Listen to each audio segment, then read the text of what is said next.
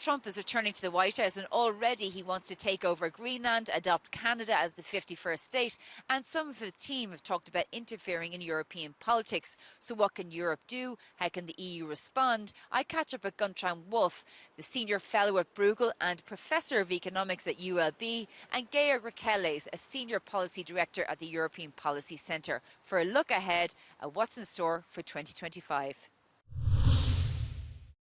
Welcome to the Europe Conversation. I'm joined in studio by Guntram Wolff, Professor of Economics at ULB and a Senior Fellow at Bruegel, and Georg Rekeles, Associate Director at the European Policy Centre. Thank you very much for joining us. We have a lot to look forward to in 2025. A much more aggressive Trump White House, you might agree. I mean, I might just start with you, Guntram, because we've seen for Christmas and very much into January what looks like potential interference in the German elections by Elon Musk. As a German yourself, how do you feel about this? Do you think it's overplayed?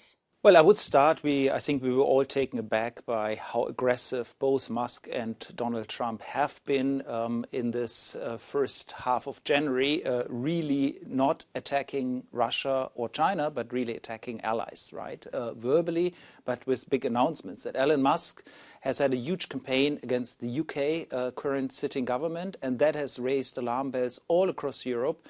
And of course, yes, he has been involved in Germany. He has had an interview with Alice Weidel, the top candidate from the Alternative für Deutschland, the far-right party. Now, is that undue or overextended interference? I would say the interview as such is fine. I don't think the interview is really a problem. What is a problem is if the algorithm of X gets manipulated to really drive far-right content. But Georg, Europe has the tools there, has the Digital Services Act when it comes to, as what Guntram talked about, the algorithms. Is there political will to act? Because we also saw just before Christmas, J.D. Vance, the Vice President, saying that if there was any sort of interference from Europe to try to restrict what Elon Musk or X or social media are doing, that he would force the US administration to maybe reduce support for NATO. I mean, it's very complex. We need the political will to act. This is dead serious. This is about fundamental threats to our democracies. It is about the destructuring of our public space, the promotion of lies, of extreme content, which will make the exercise of democracy progressively more difficult or impossible. Like Guntram is saying, the problem is not an interview with the AfD, that's freedom of expression. The problem is if these platforms have algorithms that are used to amplify lies. And that's not acceptable, period. We have not had rules against this in Europe for a long time, for too long, but now we do. It's called the Digital Services Act. It's really complex, though, because do we risk US support at NATO for Ukraine, which is existential, but at the same time we have to defend the rules that are necessary when it comes to disinformation, which impacts democracy?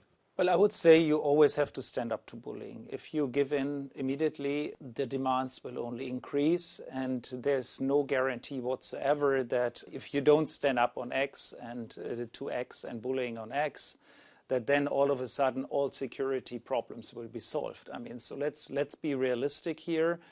This is quite a systematic confrontation of Europe and key European values. And it comes from, I think, a very unprecedented situation, one where the richest person on the planet has also direct access to the US president, meaning he has also full political support from the most powerful person on the planet. And on top of it, he has control of a major media outlet, right? So we have, I think, a combination of concentration of power in media, in business, and in politics in one person. And if you leave that unaddressed, you basically accept that an outside billionaire with all these three powers massively intervenes into Europe and starts setting the agenda and shapes politics well beyond anything that we've seen before. So my view is we have to invest in security ourselves. We have to invest in security of Ukraine very rapidly. And what do you think is the game here? I was listening to an interview from Steve Bannon, the former Trump advisor, who said Musk just spent $250 million to elect Trump. If he puts the same amount of money into all of Europe that he put behind Trump, he'll flip every nation to a populist agenda. It is certainly very worrying. I think this is not about left versus right anymore in any way, really. This is about, like Guntram was saying, an agenda that has nothing to do with the respect for democracy, the respect for the rule of law, and very, very strong intent of intervention into the functioning of our society. And what we're seeing in the international sphere, the relations between countries, the big power games, which now are all about might is right. Well, this is the same thing we see in the economic sphere, in the media sphere, represented by Musk. And this is what one needs to stand up to. A, should have been preparing for that after the first Trump presidency. But B, I mean, he's in 2 days' time going to be in power, and we still will be relying on support through NATO for him not to apply tariffs in the way that he has. I mean, is Europe really just totally vulnerable now? Well, Europe hasn't sit idly since the first election of Donald Trump. When Donald Trump was first elected, collective European spending on defense was 1.3% of GDP. We are now above 2%. So we've seen quite a turnaround on defense spending. It's still not sufficient. We're going to have to increase that further. But the truth is that the US is our biggest ally, and the whole European construction has been extremely centered on a transatlantic relation. And if that relation goes sour, the European Union and all the member states really have a big problem. And the degree of policy response will have to be an order of magnitude bigger than it has been so far. And that will be a big challenge. And my biggest fear is that our domestic political systems, national political systems, they're actually far away from really getting to do the kind of things we are talking about here. Like what? What would you say? Well, we have an election in Germany, and the German debate is about, do we support 3 billion for Ukraine, yes or no, which is ridiculous. Of course we should. It's a ridiculous amount of money compared to the size of the German economy. So yes, Germany has been a big supporter of Ukraine, but it's by far not big enough. And the same in France. We have a political situation that is very fragile.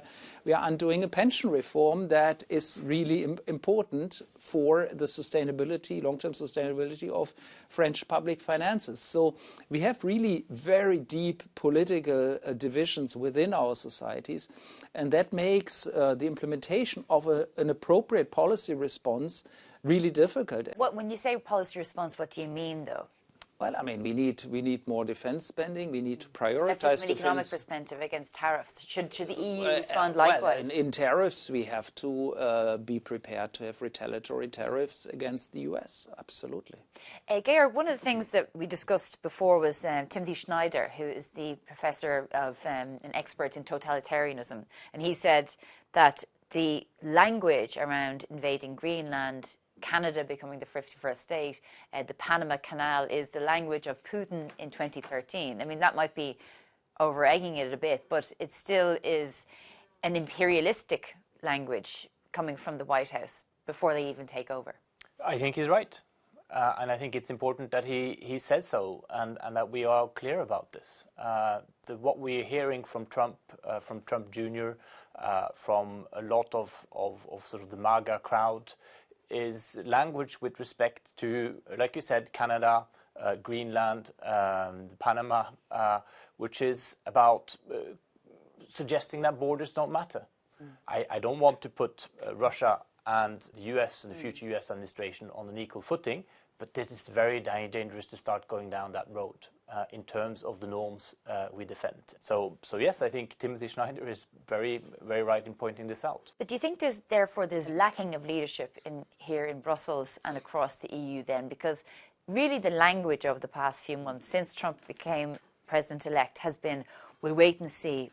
I think the European institutions have shown more leadership on issues such as Ukraine than most of the national leaders. So I think at the end of the day, we have a leadership vacuum in Germany. The German Chancellor, Olaf Scholz, who's up for election and who failed his traffic light coalition just last year, has been showing insufficient leadership, clearly. I mean, Germany has not shown the kind of leadership that the biggest country in the center of Europe in a situation of war has to show. So I think Germany is a big issue, but also France is an issue with the very divided politics at the moment. So I would really think it's more than at the national level where... And then, of course, you've got member states like Slovakia, Hungary, who are not supportive of Ukraine, potentially Austria as well. So you don't have the unity within the EU either. Absolutely. There has been a clear element of lack of leadership. I mean, if you think back to the beginning of the Ukraine war or Russia's aggression on Ukraine, the question was whether we could send helmets, almost. So this we have not been able to react to quickly enough. We put too much effort or thought into thinking that sanctions would solve it, and too little efforts into gearing up weapon support. So these are very clear elements.